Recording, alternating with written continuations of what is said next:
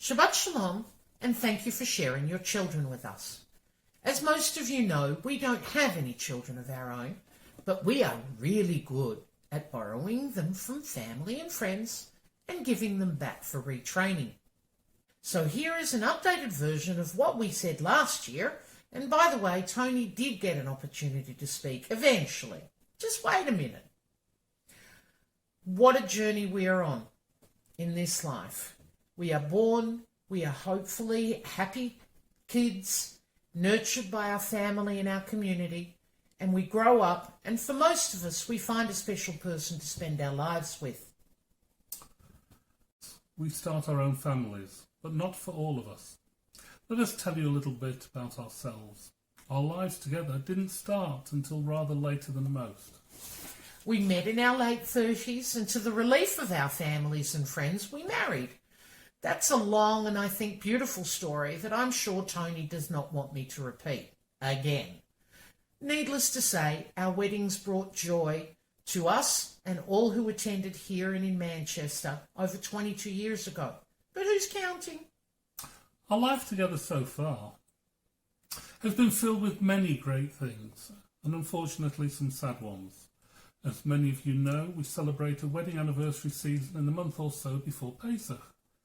And with Ida's mother and father and my mum, we also have now a yahrzeit season to honour them around Shavuot. I have a habit of making light of difficult situations. It's not that I don't feel things deeply, I do. It is just that I never want anything, even sad things, to spoil the joy that I take out of life and the people around me. And so here we are, over 22 years of marriage, so much joy, and no children. Our IVF journey was pretty intense. We can tell you stories of the appointments, the discussions, the costs, the drugs, the tests, the scans, and the disappointments. But trust us, after 7 cycles of IVF and the daily injections, that Tony took a little too much pleasure administering, and no luck, that would be a little bit too much. So let us tell you some of the things that have stayed in our minds more keenly almost 20 years after our last cycle. One of my most enduring memories is of the waiting rooms, filled with other couples. We were all going through the same thing, and yet no one could even make eye contact, let alone speak to one another. So if you can't connect with others in the same boat, it is no surprise that this is a subject that rarely gets discussed openly. Except for us, maybe. And much later, there was the time that the son of a friend pulled me aside to tell me the wonderful news of his wife's pregnancy, but worried that if he said it openly, it might upset me. And I thought that was incredibly thoughtful of him. About a year after the IVF cycles had ended, as a result of complications that may or may not have occurred anyway, Ida was told rather unceremoniously that she needed the big H. She seemed to have accepted our outcomes, but this news, when it eventually sank in about 10 seconds later, was devastating to her. That reaction surprised her and me. We did spend some time looking at alternatives, including donor eggs, and the halachic implications that would entail. But in the end, the inevitable had to happen. There have been so many medical advances to help us all have children, but for some, nothing succeeds. And really, that's okay too. Our main piece of advice to anyone hoping to have children is don't leave it too late, and get help if you need to. Each pregnancy, each live birth, each one of us is a miracle we need to cherish. Open the discussion so that those going through the joy that is IVF feel that their journey isn't something to be kept secret. When you start talking to people, especially those that ask why you don't have children, everyone has a story of joy and heartache to tell. Friends of ours speak of being with their many children in the next life because none of their pregnancies was successful. Other women will open up about their own sorrows when I speak of our experiences. We all understand that these are painful things, but even painful things need airing to bring them into some sort of perspective and perhaps discover you're not the only one going through the pain. The pain doesn't go away, the regrets are still there. This man beside me would have made a wonderful father. Thank you. The knowledge that others feel the same thing can help you if you let it. Trust us, our lives are far from empty. We have so many children in our lives, it's just some of them, in fact none of them, are by blood. And some of those children are actually in their 80s and 90s. We have regrets. We have sadness. But above all, we have joy. And each other. Shabbat Shalom. Hi everybody, good Shabbos. Today we're going to show you how to make a smoky eggplant dip. Put the washed eggplants on an oven-proof pan and place them in the oven on its highest temperature, and then spin the eggplants around until they're burnt on all sides. Once you have taken your burnt eggplants out of the oven, leave them to cool down. Once the eggplants have cooled down, cut them in half. Scoop the eggplant flesh into a sieve and stir occasionally for half an hour. Once you have moved the drained flesh into a bowl, you've mashed it up a bit, it's time to add the spices. You'll need a tablespoon of paprika, a little bit of pepper, about a quarter of a cup of tahina, a little bit of garlic powder, a little bit of cumin, and about half of a lemon of lemon juice. And there you have it, smoky eggplant dip. This week's Parsha, Toldot, centers around the concept of a birthright. What do parents give to their children to help them secure their future? Instead of analysing the Parsha itself, I thought I would reflect on the concept both as a son and as a parent. My family grew up in South Africa and we were doing pretty well. Things were good. My parents had more than they needed to provide for us, but the writing was on the wall.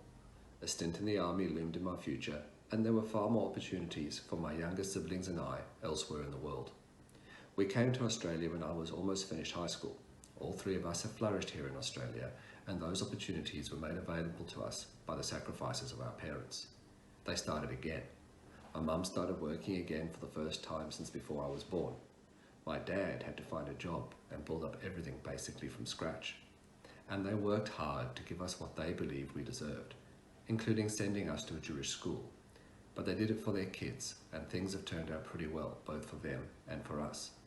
It's not often that I reflect on their sacrifices for us, but Mendy's request for me to make this video has been a nice opportunity to do so.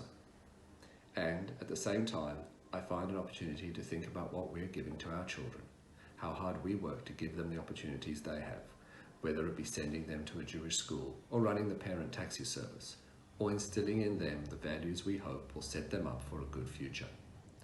This Sunday just past, we, along with 14 other sets of parents, attended the Chabad Jem's Bar Mitzvah ceremony. Our little girl is all grown up, standing confidently, delivering her speech about the Neshama, which she researched and wrote all by herself. And one can't help but think that maybe we're getting this parenting thing right.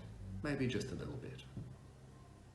I'd like to also take this opportunity to thank and congratulate Hannah for all the work she and also Moshe have done this year to run a COVID normal Bar Mitzvah program.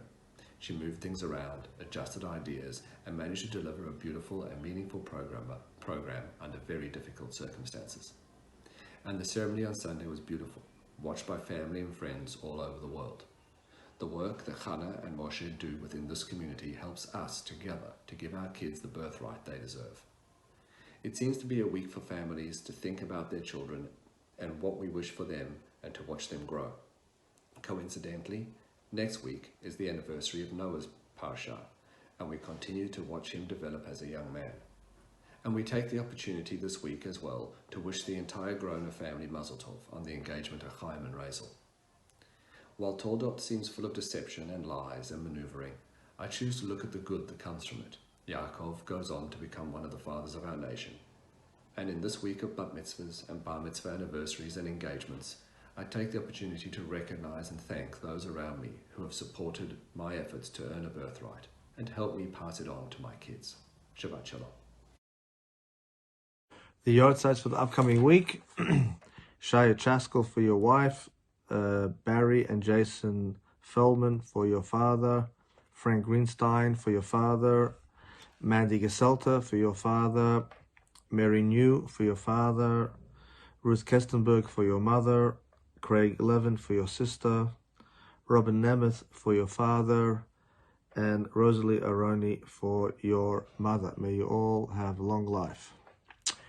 The birthdays for the upcoming week: Shirley Glantz, Ida Klapisch, Noah Lentin, Jill Raleigh, Rita Sachakov, Amanda Starr, and Elliot Verblein. We wish you all a joyous Jewish birthday. Also very glad to announce the engagement of our son, Chaim Grona, to Razel Cohen from Sacramento, California. Mazal Tov.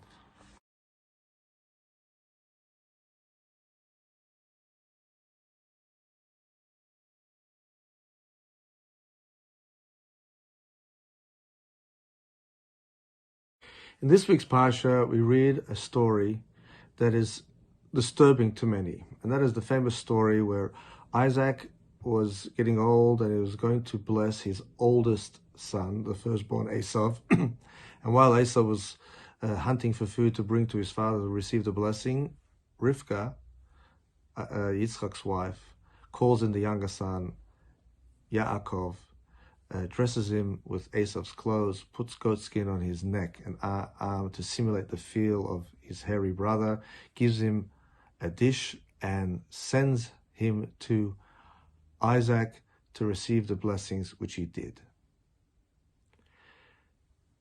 Was that the right thing for a good Jewish wife to plan a cunning scheme to fool her husband?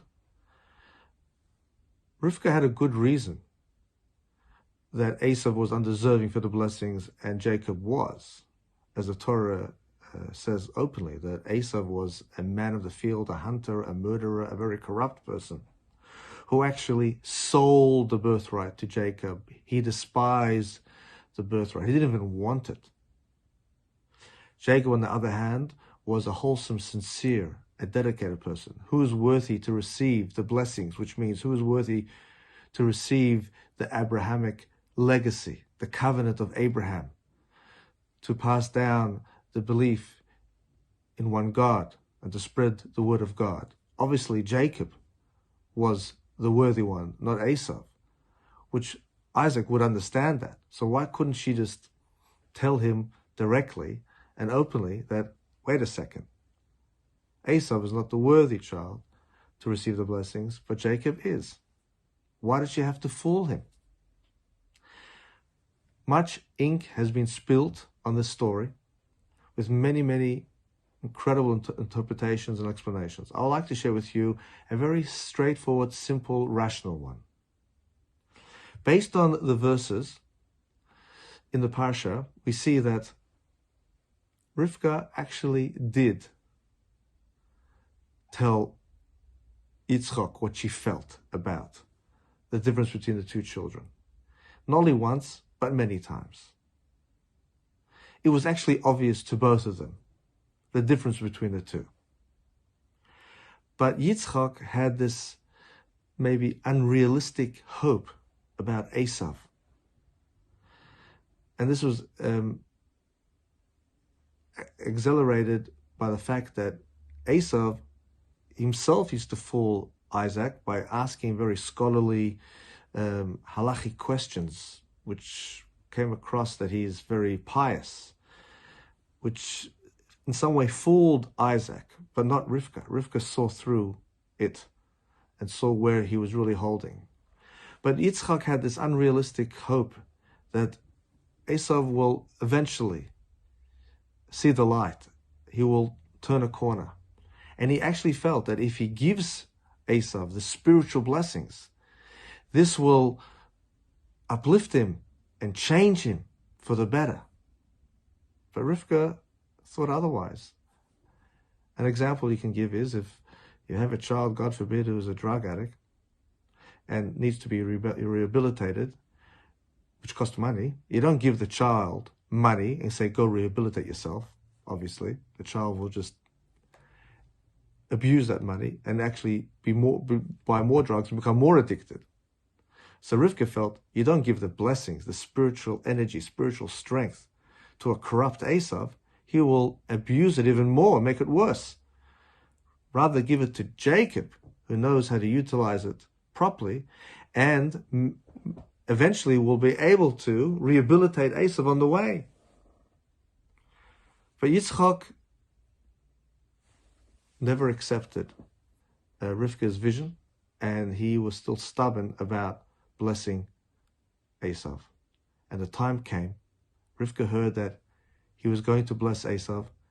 What should she do now? The whole legacy, the whole future of the Jewish nation is in jeopardy. You know, from Esau came the Edomite nation, and eventually the Roman dynasty of ruthless, corrupt power and obsession and material wealth. This is where the Abrahamic covenant and legacy is going to end up. So she was put in the corner. She had to do something drastic. So she had to do something to show Isaac how unrealistic he was and how it's easy to fool him. So she did something in a way to show Isaac that you could be easily fooled. I'll send you Jacob and you'll think it's Esau. And that's what she did. And when Esau came in afterwards, and Yitzchak was bewildered, he said, didn't I give the blessings to you already? And he realized at that moment that he was fooled and how easily it is to be fooled. At that moment, he saw the light. He understood Rivka's vision. And he told Esau, I can't give you a blessing. Your brother has taken it. And he said the words, Gam Baruch Yihiyeh, may he be blessed. Means he actually consented and gave his approval to the blessings which were stolen. And that's where we don't find any contention afterwards. We don't find that Yitzchak turned to Rivka and Yaakov and say, why did you fool me? On the contrary, Yitzchak actually protected Yaakov from Esau and told him to flee and find a wife in Lavan's house. So we see from here that obviously in a normal situation, we do things straight. When it comes to a very drastic situation and when you have to save the bigger picture, we need to do things drastic and even things which might come across that is cunning and sly. And this is the depth of the vision of Rivka. And because of Rivka, the Jewish and Abrahamic legacy remains and is strong till today, till Mashiach comes. Good Shabbos.